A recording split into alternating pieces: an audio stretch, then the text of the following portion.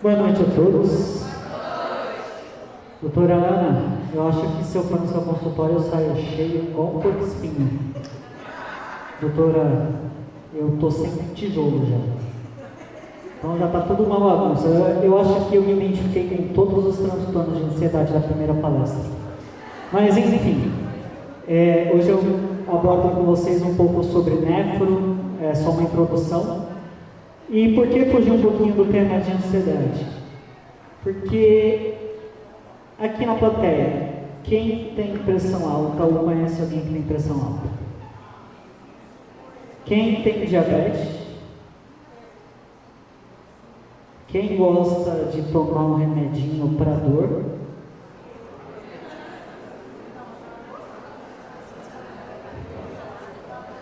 Sabia que vocês podem ser os meus futuros pacientes, né? Qual que é a função do rim? Eu gosto de dar aula conversando com vocês. Qual que é a função do rim? Filtrar, o que mais? Basicamente, o rim ele filtra o que está em excesso, as escórias metabólicas, reabsorve o que o corpo precisa e forma a urina. Só que não só isso, ele também produz eritropoetina, que faz estimulação sanguínea, enfim. Qual que é o grande lance aqui? Por que eu resolvi trazer para vocês? Porque na prática clínica, o que tem chego de paciente jovem no estágio 5 de estadiamento da doença renal crônica é surpreendente. E o que é doença renal crônica? É a condição progressiva e irreversível do rim filtrar o sangue. Ele perde a sua função. Uma vez que o rim perdeu a função, ele não retorna. Para vocês entenderem um pouquinho mais fácil, imagina que todos vocês trabalham numa fábrica. E aí 10% é mandado embora. Só que a demanda continua. E aí o que acontece? Quem trabalha, quem está lá os 90%, trabalha o dobro. Para suprir os 10 que foram embora e para dar conta do que teve. E aí a gente vai tendo lesões renais progressivas. Então, se você é um doente renal crônico, é bem provável, se você não se cuidar, você pare comigo lá na clínica. Eu não espero ver ninguém lá. Passa tudo. Qual que é o conselho? Ela é gradual, como eu disse, ela é a perda da funcionalidade. Como que eu consigo critério de diagnósticos? Eu tenho dois tipos. O com taxa de filtração glomerular baixo, ou seja, eu estou perdendo função renal, está caindo a função, a capacidade de filtrar o sangue, ou eu tenho uma anomalia estrutural. Por exemplo, rins policísticos, nasci com rim só, rim tamanho pequeno. Eu nem vou abordar muito questão de imagem, porque o Boaz vai dar uma aula daqui a pouco, um show, pelo que eu conheço dele, espere. E aí, o que eu tenho de implicância clínica? Pensa comigo, quando eu não tenho a excreção desses resíduos metabólicos, dessas escórias metabólicas, ela fica em algum lugar. Ela vai ficar onde? Corrente sanguínea.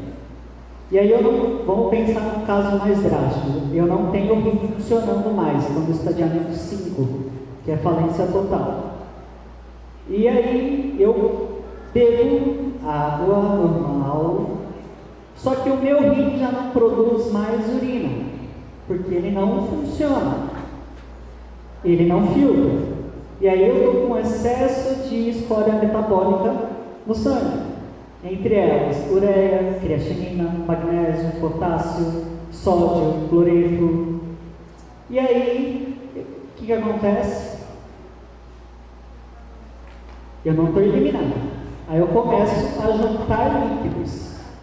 Juntando líquidos, o acabar trabalhando dobrado? Coração. Coração trabalhando dobrado, qual que é o problema? Fato. E a M. Coração tendo uma cardiopatia congestiva ali, uma perca de função, o que vai acontecer com esse ser humano? Vai fazer uma insuficiência cardíaca de perfil D. Ou seja, onde que eu vou acumular líquido? Pulmão. Eu acumulando líquido no pulmão, eu faço o quê? Edema agudo pulmonar. Fazendo edema agudo pulmonar, o protocolo de urgência e emergência é fazer Lasix e diuréticos de alça para poder fazer a eliminação dessa água. Mas pensa comigo, ele não produz urina. O rim não funciona, então do que adianta eu dar um diurético desse paciente? O que vai acontecer com ele? Morrer afogado.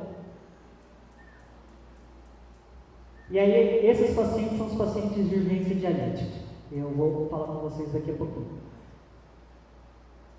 E aí, receber uma notícia que você tem uma doença crônica e que a progressão dela é uma doença terminal, o impacto emocional e psicossocial na vida desse ser humano é, assim, assustador. Quase comparo com o processo de luto, porque o paciente entra em negação, o paciente quer desistir de tratamento, o paciente acha que acabou a vida, o paciente se entrega, o paciente às vezes está no conservador ainda, não precisa de diálise e morri. Então, é uma doença que, assim, a gente ouvia muito falar que a hemodiálise era doença de idoso. Não preciso me preocupar, é doença de idoso. Só que a maioria de vocês tem pressão alta. Passa para mim, por favor. E no mundo, a maior incidência de doença renal crônica é hipertensão, seguida de diabetes, seguida de uso indiscriminado de anti-inflamatórios. Sabe o que é o pior? Doença renal crônica não dá sintoma e nem sinal. Quando ela vai alarmar, a gente vai estar ali, no estágio 4. Eu não tenho sintomas. Ela é uma doença calada. Mas também quando fala, é para falar, estou te levando embora. E aí a gente tem os estadiamentos ou os estágios da doença crônica. Como que eu defino isso? Como que o nefrologista define isso? Estágio 1 é quando eu tenho filtração glomerular a 90 para cima ml por minuto, o rim consegue filtrar. Porém, eu tenho lesão renal ali. Como que eu consigo ver lesão renal? Pela diminuição da filtração e por exames de imagem. E aí, quando eu defino que eu estou numa DRC estágio 1, eu vou para um tratamento conservador, onde eu preciso do acompanhamento do nefro, eu preciso parar com alguns hábitos, eu preciso parar com algumas medicações, entrar com outras, para que a doença não evolua. Paciente no estágio 2, ele já tem a taxa de filtração de 89 a 60.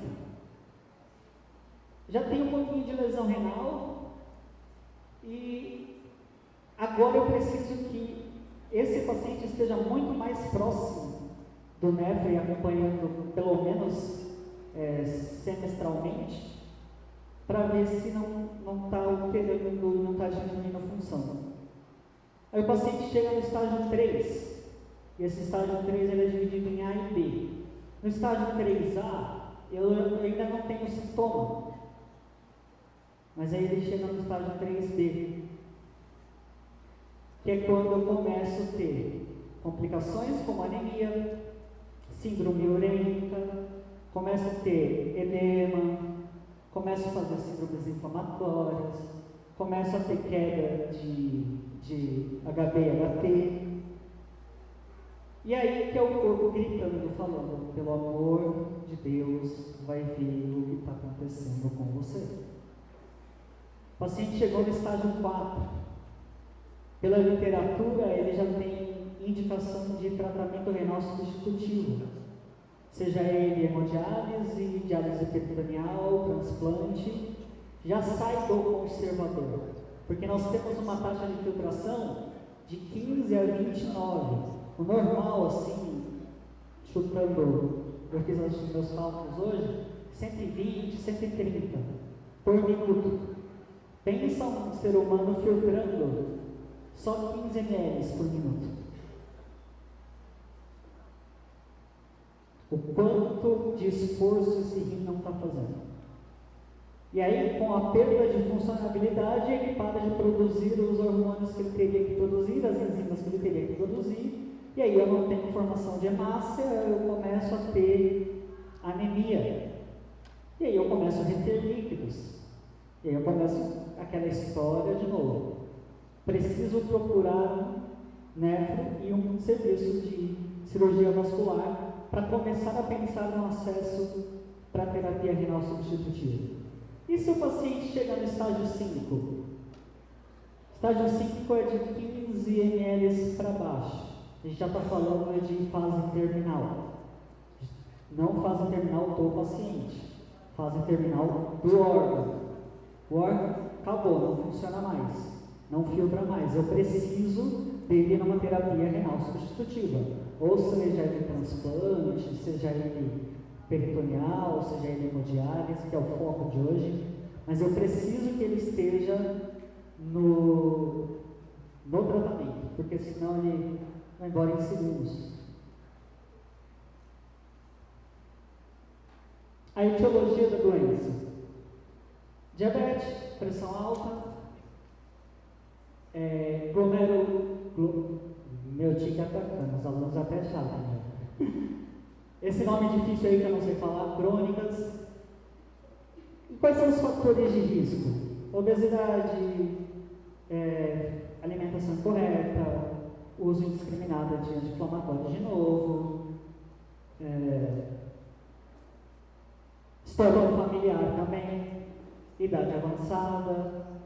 Então, é todo um misto de situações. E o que eu vou ter? Eu tenho duas coisas. Eu tenho o renal que é crônico e eu tenho o renal que é agudo. Qual que é a diferença entre eles? O agudo faz um evento isolado, menos de 3 meses pelo menos. O crônico, eu tenho um paciente que já tem lesão confirmada por exame há mais de 90 dias. Então, se eu trato a patologia do agudo, eu consigo fazer essa função voltar e ele voltar com os fatores de ureia e creatinina normal. O crônico não. O crônico já tem lesão permanente. E as causas hereditárias? No caso de policísticos, doenças hereditárias, enfim. Passa para mim, por favor. Também. É a mesma coisa. E aí, quais são os principais tipos de tratamento que nós temos hoje, não só a nível nacional, mas a nível mundial? A hemodiálise, a diálise peritoneal, o transplante renal e o tratamento farmacológico. O tratamento farmacológico é ali no conservador, antes do perfil 3B, a gente está falando ainda de um pouco de função renal, a gente entra com captopril e losartana, que é para poder ajudar o glomérulo a vasodilatar e não se estressar tanto. A gente está falando ali do conservador. O paciente no estágio 5, que é terminal, a gente precisa entrar com algo que substitua a função do rim. E no Brasil, a gente tem muito, principalmente em Botucatu, que é especializada, a diálise peritoneal Mas a conceito mundial, eles optam mais por hemodiálise ou transplante. Por que o Brasil foca um pouco na diálise peritoneal? O custo é muito mais barato. Então, o que é hemodiálise? Ele é um tratamento que remove os resíduos e líquidos e escória metabólica, filtra o sangue do paciente e devolve para ele. É uma máquina que faz a filtração desse sangue. Qual que é a desvantagem e o incômodo para o paciente em hemodiálise? Ele tem que ir pelo menos 3 vezes por semana, por 4 horas, ficar sentado para que esse sangue seja filtrado. Eu preciso de pelo menos 12 horas semanais para garantir 80% da função do corpo. E a diálise peritoneal?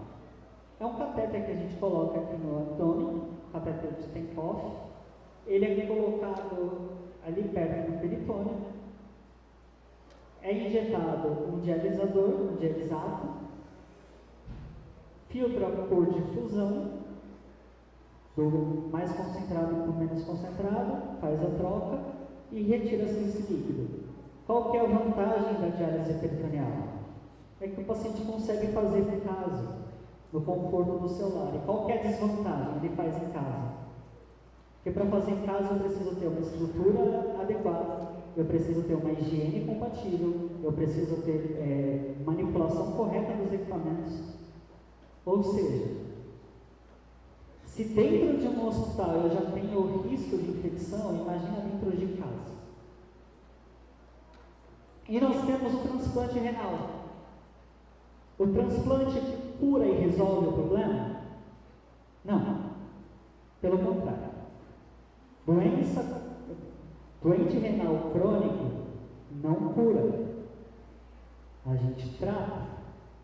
Então, por que eu vou fazer o transplante? Porque muita gente se ilude, eu vou fazer o transplante e eu vou ficar curado. Não, não vai. Primeiro que você vai ter que tomar imunossupressor o resto da vida, ou enquanto durar o enxerto. E aí você fica imunossuprimido, você não morre do rim, mas morre de alguma outra doença que você pega. Outra que, se for doação, e tem muita família que o filho quer doar para o pai quer doar para o filho, qual é a grande problemática do transplante entre vírus? Daqui 10 anos eu tenho 2 pacientes na máquina, porque os 2 são crônicos. Uma que doou o rim e a outra que recebeu. Um está com 3 e um está com 1. Daqui 10 anos, se estiverem vivos, estão na máquina comigo. Porque lembra que eu falei? Vai perdendo gradativamente a função e progressivamente.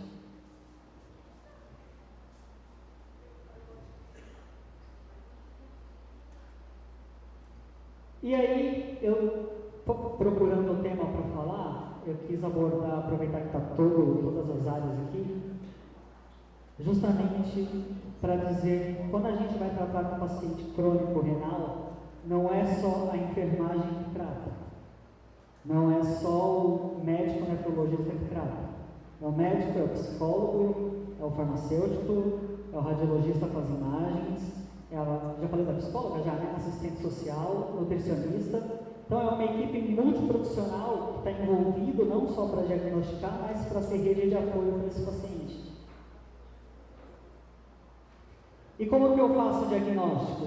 Eu faço através de exames laboratoriais para coleta de sangue, para ver taxa de filtração glomerular.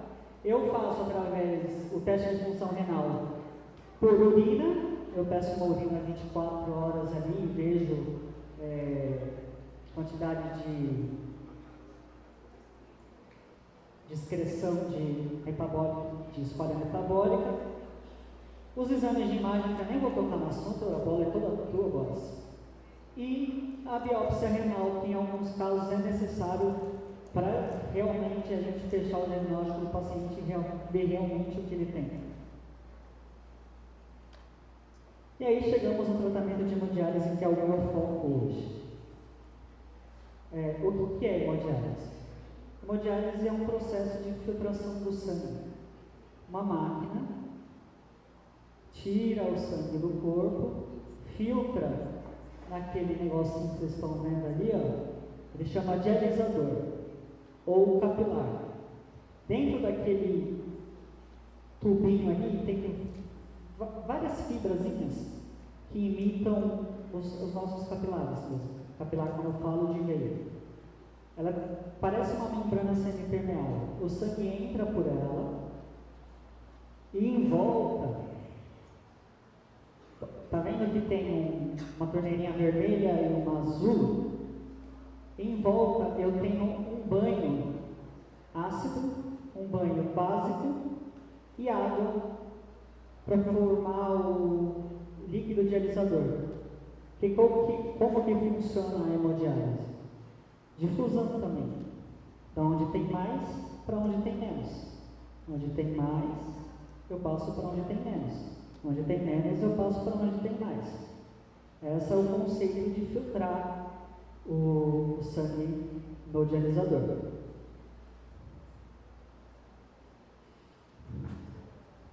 E como que ele faz isso? Passa para mim, próximo. Eu preciso de um acesso vascular. O que é um acesso vascular? É onde eu vou ou funcionar com agulha ou com catéter para ter acesso a esse sangue. Então eu vou precisar primeiro de um acesso vascular, vou precisar que a máquina faça o bombeamento do sangue para esse filtro, que a máquina filtre o sangue e devolva o sangue para o paciente. Passa para mim. Quanto tempo demora essa sessão? Pode durar de 2 a 6 horas. E aí a gente tem uns casos de pacientes mais graves na UTI que fazem hemolenta de 72 horas, 94 horas, mas deixa um pouquinho quieto. Vamos falar só de ser que já é informação demais. E aí o paciente fica lá por de 2 a 6 horas, dependendo da precisão dele. Normalmente, 4 horas. Primeira sessão do paciente na vida, para não assustar tanto o organismo, a gente faz em 2 horas. Por que a gente faz em 2 horas? O que acontece na máquina? As 2 primeiras horas que o paciente está na máquina, eu estou tirando toda a escória metabólica. Eu estou tirando potássio, eu estou tirando sódio, eu estou tirando magnésio, eu estou tirando tudo aquilo que o rim não consegue filtrar. Nas últimas 2 horas eu começo a tirar líquido. Então por isso que eu preciso de pelo menos 4 horas. Ah, mas eu não consigo dialisar 4 horas. Pelo menos 2 para não morrer com potássio alto. Por favor. E aí eu trouxe alguns tipos de acesso. E eu trouxe a imagem dessa, que é uma prótese. Mas antes de eu falar da prótese, a gente tem 3 tipos de acesso. A fístula arteriovenosa, que é uma conexão entre veia e artéria para dilatar o vaso, para a gente conseguir fazer a manipulação da agulha e puxar para a máquina e bombear o sangue. A gente tem o catéter venoso central, que é igual o duplo lumen, que vocês conhecem. Preferencialmente é passada na jugular esquerda ou direita, tem umas curvinhas anatômicas que eles não gostam muito. Opcional femoral, mas quando se trata de subclave a gente tem um pouquinho de resistência, porque se esse paciente vai precisar de uma fístula depois e eu passo um catéter na subclave, eu posso causar estenose de vaso e aí eu não tenho campo para fazer fístula. Eu fecho aqui, eu perco perfusão aqui, então eu perco membro para fazer fístula. O enxerto arteriovenoso é esse que vocês estão vendo aqui, ó. Quando eu não consigo, por causa da estrutura e do tamanho do vaso, eu coloco uma prótese. Parece um caninho de PVC maleável. E essa prótese é onde eu vou, igual está aqui na imagem, fazer as funções para ligar o paciente na máquina. Qual que é o problema dessa prótese? Se você ou o paciente não tomar cuidado, ela dobra. Dobrou, perdeu o fluxo. Como que eu vou de alisar esse paciente? Agora sim. Eu tenho muita intercorrência durante a sessão de hemodiálise? O que vocês acham? Pensa comigo, o corpo já está acostumado a altas taxas de escória metabólica, altas taxas de creatinina, ureia, potássio. Estou com 6 litros a mais do meu peso seco. E aí eu programo para tirar lá os 6 litros em 4 horas. Ele chega com a pressão 22/15, a mais baixa. Com 2 horas, esse paciente está fazendo 7,4 de PA. Por quê? A gente tirou líquido. Se a gente tirar líquido, o que acontece? Débito cardíaco diminuído, coração, PA baixa. O rim já não funciona para secretar noradrenalina para poder fazer homeostase, então a pressão. E lembra, as 2 primeiras horas eu estou tirando as partículas grandes. Então eu estou tirando o sódio, estou tirando o potássio, estou tirando a glicose. É óbvio que o paciente vai fazer, além da hipertensão, uma possível hipoglicemia. Eu já peguei paciente na máquina com 18 de destro. 18. Eu lembro de ter feito, acho que umas 22 ampolas de glicose. Os farmacêuticos vão me matar agora. Mas o paciente faz muito rápido hipotensão, muito rápido hipoglicemia. Outra muito comum é cãibra. Quem já teve cãibra? Insuportável, né? Agora, quem já teve cãibra abdominal? Você vai para frente, dói. Você vai para trás, estica, dói. Você não tem posição. O que acontece com o paciente renal?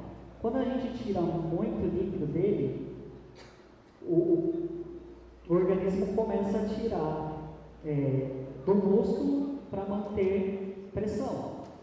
Então eu começo a fazer contração muscular involuntária, eu começo a ter cãibra, porque eu estou tirando além do necessário.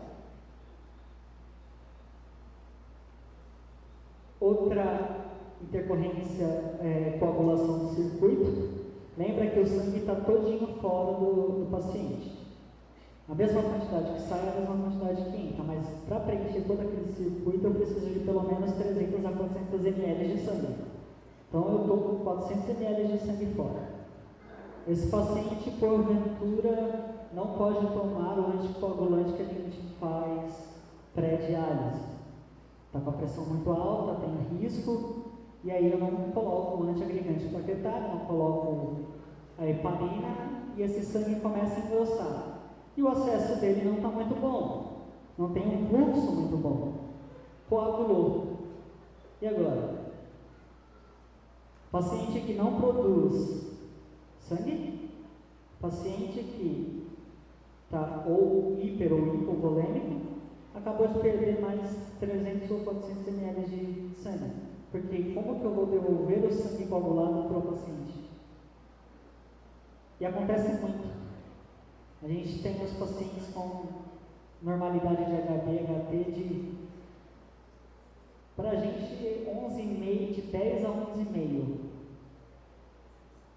É o legalzinho. Mas tem paciente que chega lá para a gente com 5. 5 de HB. 9 de potássio. 320 de ureia. De boa. Reações alérgicas também ao contato, porque eu estou colocando o paciente numa extracorpórea. Então, o corpo vai receber e vai responder de um jeito. Alguns apresentam coceira, outros apresentam alergias mais graves que a gente precisa entrar com interação medicamentosa. E aí, o que eu preciso? Deixa eu focar só um pouquinho na enfermagem agora. O que eu preciso de atenção da enfermagem enquanto tratamento de hemodiálise? A verificação do acesso. Eu preciso que aquele acesso esteja pelo menos limpo, porque, pensa comigo, eu estou com um acesso central está conectada direto à minha bomba cardíaca. Se eu tenho uma infecção aqui na ponta do catéter, para onde essa bactéria vai? Então eu preciso de um curativo estéril, eu preciso de técnicas assépticas para fazer esse curativo, e eu preciso educar o meu paciente para que ele cuide desse curativo em casa. Eu preciso monitorizar esse paciente, porque, como eu falei para vocês, eles fazem variação de pressão arterial muito rápido. E se eles não estiverem monitorizados, às vezes você está conversando com o vozinho aqui. Dá 2 segundos, ele vira o olho e acabou. Aí acorda como se nada tivesse acontecido. Aí você vai ver a pressão arterial 5,3. Muito rápido. Do 15 para o 5. Em segundos.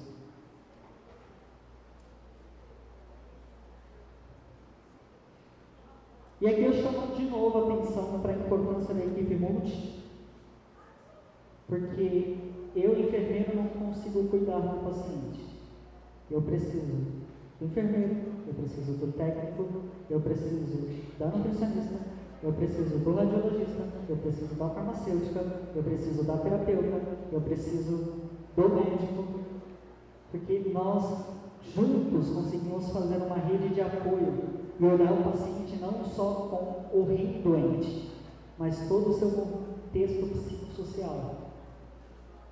E aí entra também os assistentes sociais, que às vezes o paciente não tem condição,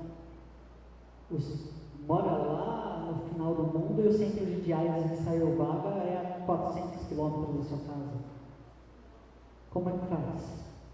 Aí a gente precisa da assistência social e etc.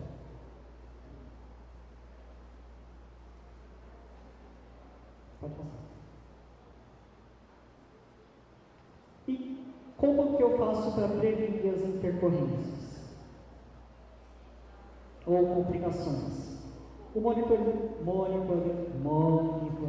constante. Esse paciente não pode ficar desassistido. Por lei, eu preciso de um técnico de enfermagem para cada 4 pacientes, um enfermeiro para cada 35. Então eu preciso estar de olho no meu paciente. Ele tem que estar todo monitorizado, pressão arterial, destro. Os cuidados com o acesso vascular, eu preciso que ele esteja o menos infectado possível, de preferência não infecção, por isso que a gente dá preferência para fístula. Fístula a gente sempre vai preferir para diálise, porque dá liberdade para o paciente. O paciente com catéter aqui ou aqui não pode tomar banho. Tem que tomar banho de ladinho, não pode molhar o curativo, porque se molhar o curativo, infecciona. De fístula não. De fístula, tirou o curativo do dia seguinte, vida que segue normal. Só que, qual que é o problema da fístula? Ela é feita hoje. Eu só vou poder usá-la depois de 30 a 40 dias. Até lá o paciente está com a anteninha no pescoço. Então eu preciso cuidar daqui e educar o paciente para fazer exercício, para que essa fístula se desenvolva e eu tenha condição de ter frêmito e fluxo para dialisar ele na máquina. Ajuste de parâmetro e educação contínua com o paciente. Você acha que a adesão ao tratamento é muito fácil? Pensa comigo, você de segunda, quarta, sexta, das 11 às 16, sentado numa cadeira aleatória com pessoas que você não conhece, o seu sangue sendo tirado de você, passando por uma máquina e voltando para você. 3 vezes por semana, pelo menos. É fácil aceitar isso? Não é. O paciente aceita isso de primeira? Não.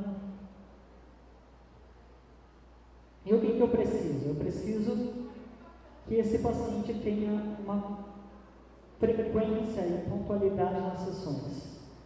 Porque você vai, na prática, você vai ver pacientes que eu vou fazer só 3 horas, porque eu tenho compromisso. Na quarta-feira eu não venho, na sexta-feira eu faço. Aí ela fez 3 horas, na quarta-feira não realizou, na sexta-feira chegou igual um baiacu, com falta de ar, passando mal. E aí não quer fazer as 3 horas, não quer fazer as 4, quer fazer 2 horas e meia. Essa é a rotina do paciente dialítico, sempre arrumando uma desculpa para sair mais cedo ou não vir no tratamento.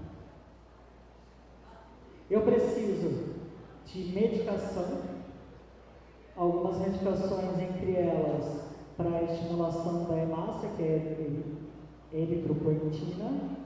A gente faz a aplicação pós-diálise ou ensina o paciente a fazer em casa, para justamente corrigir a anemia. As outras medicações de uso contínuo, que o médico reajusta as medicações, pré-renal é uma coisa, terminal as medicações são outras. Preciso ter uma dieta específica, não posso comer qualquer coisa. Perguntinha básica: o paciente renal pode comer carambola? Carambola é altamente tóxica. É como se o paciente tentasse se matar. E aí eu preciso mudar o meu estilo de vida. Se eu quero ter longevidade, eu preciso mudar o meu estilo de vida. Eu preciso voltar ou começar a fazer atividade física, mudar a dieta, evitar o álcool, aquela cervejinha no final de semana. Cigarro, então, nem pensar.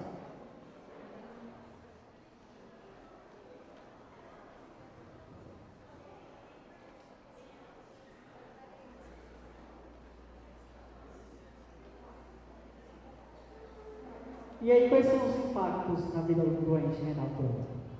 Primeiro, o impacto emocional. Se a tua rotina muda do nada, você que é normal, não tem patologia, você recebe uma notícia que muda a sua rotina, como as colegas já falaram, sintomas de ansiedade, depressão, acabam sendo desencadeadas. Num paciente que recebeu a notícia que ele é um paciente terminal e vai precisar ficar ligado numa máquina, é um susto. É um susto. E aí que eu vou precisar do apoio do psicólogo. Não é só o médico e o enfermeiro. Eu vou precisar da equipe multi. E não só o psicólogo, eu vou precisar principalmente da família. Que o que acontece hoje? A maioria dos pacientes vão sozinhos, a família não está nem aí. Às vezes a gente tem um idoso de 80, 82 anos que vai e volta sozinho.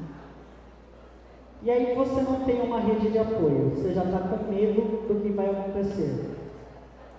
Qual a probabilidade de você querer continuar o tratamento? Nenhuma. Se eu não continuo o tratamento, eu vou. Me entrego. Acabou. Eu sei que está todo mundo com sono, cansado, e eu falo demais. Mas ainda tem um showzinho do Boaz que eu quero assistir. E aqui fica o meu agradecimento, não só à escola, mas à equipe multi. Fica o meu agradecimento às psicólogas, psicoterapeutas, farmacêuticas, radiologistas, nutricionistas, técnicos, enfermeiros, médicos, porque sem a gente, sem vocês, a gente não consegue tratar.